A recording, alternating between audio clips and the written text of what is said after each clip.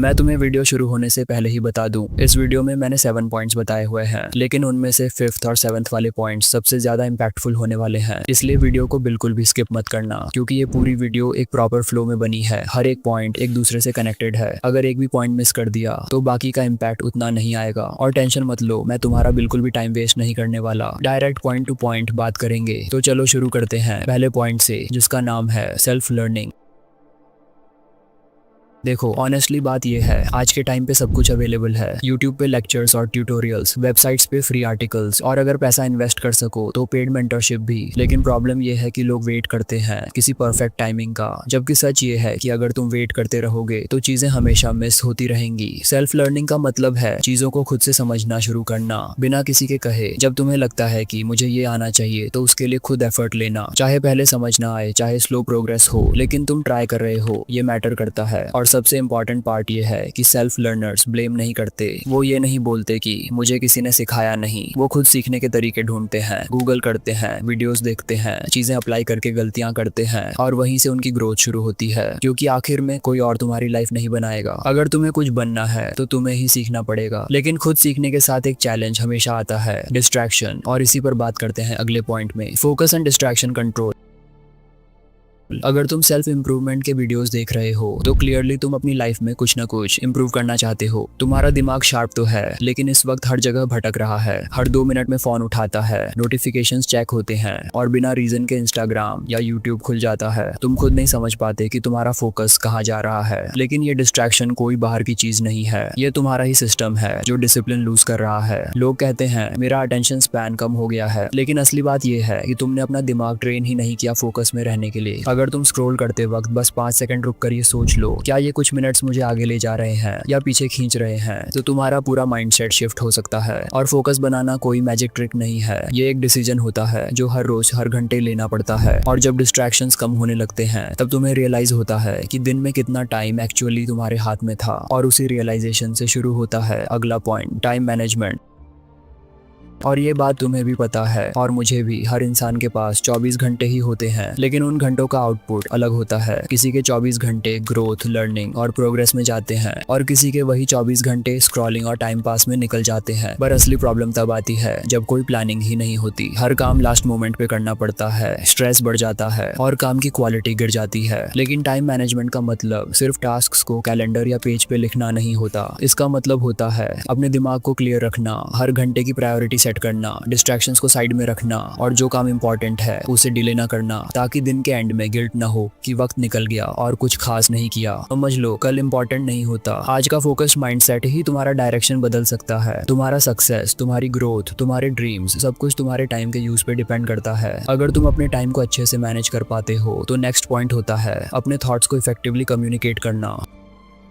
अब तुम्हारे पास कितने भी अच्छे आइडियाज हों, अगर तुम उसे क्लियरली एक्सप्रेस नहीं कर पा रहे हो तो उसका कोई फायदा नहीं। सब कुछ दिमाग में ही रह जाता है और सामने वाले को कुछ समझ ही नहीं आता। और कम्युनिकेशन का मतलब सिर्फ बोलना नहीं है, मतलब ये है कि तुम अपनी बात इस तरीके से समझाओ कि सामने वाला उसे समझ भी सके और फील भी कर सके। सबको अलग तरीके से बात समझ आती है, किसी को एग्जाम्पल्स से, किसी को शॉर्ट एंड डायरेक्ट चीजों से। तुम्हें ये समझना पड़ता है कि कौन कैसे सुन रहा है। लेकिन इफेक्टिव कम्युनिकेशन में सिर्फ बोलना नहीं, सुनना भी होता है। जब तुम दूसरे की बात भी जेन्युइनली सुनते हो तब क्लैरिटी बनती है, वरना छोटी छोटी बातें भी बड़ी लगने लगती हैं। और ये स्किल सिर्फ प्रेजेंटेशंस के लिए नहीं है, ये हर जगह काम आती है, दोस्तों के बीच, घर में, रिलेशनशिप में, और लिटरली सब जगह। सिंपल सी बात है, अगर कम्युनिकेशन स्ट्रांग है तो काम आसान हो जाता है, और वीक है तो हर छोटी बात भी कॉम्प्लिकेटेड लगती है। और कम्युनिकेशन के साथ एक और चीज जरूरी होती है, सिचुएशंस के हिसाब से खुद को एडजस्ट करना।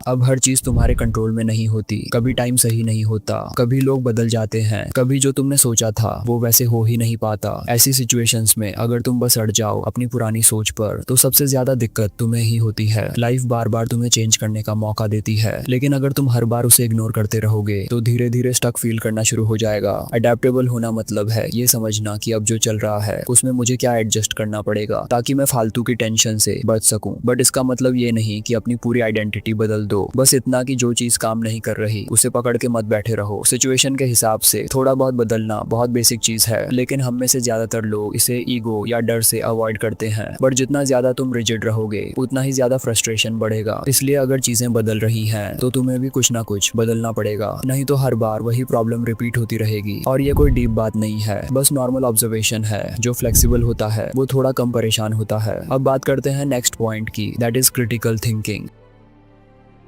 आजकल हर जगह से इन्फॉर्मेशन आ रही है, रील्स, यूट्यूब, व्हाट्सएप, दोस्तों के ओपिनियन, क्रिएटर्स का ज्ञान, हर सेकंड कुछ ना कुछ तुम्हारे दिमाग में घुसने की कोशिश कर रहा है। और ज्यादा प्रॉब्लम तब होती है जब तुम बिना सोचे समझे सब कुछ मान लेते हो। किसी ने बोला ये कर लो तो बस मान लिया, किसी ने बोला ये वेस्ट ऑफ टाइम है तो उसे इग्नोर कर दिया। इस चक्कर में तुम खुद का लॉजिक यूज ही नहीं करते। क्रिटिकल थिंकिंग का मतलब ये नहीं कि हर बात को डाउट करना है, बल्कि इसका मतलब है हर चीज को ब्लाइंडली फॉलो करने से पहले सोचना, क्या ये मेरे लिए सही है, इसका कोई लॉजिक बनता है, या मैं सिर्फ ब्लाइंड मेंटालिटी में जा रहा हूँ और मुझे इस चीज से क्या मिलने वाला है। और हाँ, हो सकता है मेरी या किसी भी क्रिएटर की एडवाइस तुम्हें गलत लगे, बट ये तुम्हारा काम है देखना कि क्या चीज तुम्हारे लिए सही है और क्या नहीं, क्योंकि हर इंसान की जर्नी एंड एक्सपीरियंस अलग होता है। जो हमारे लिए काम की चीज है हो सकता है तुम्हारे लिए जीरो हो। सो क्रिटिकल थिंकिंग का रियल मतलब है अपना डिसीजन लेना अपने दिमाग से, अपने लॉजिक से। जब तुम ये करना सीख जाते हो तब तुम डिस्ट्रैक्ट नहीं होते, तुम बस सेलेक्ट करते हो क्या तुम्हारे लिए सही है और क्या इग्नोर करना है। लेकिन एक चीज है जो क्रिटिकल थिंकिंग के बाद भी तुम्हें कंफ्यूज कर सकती है, वो है ओवर थिंकिंग।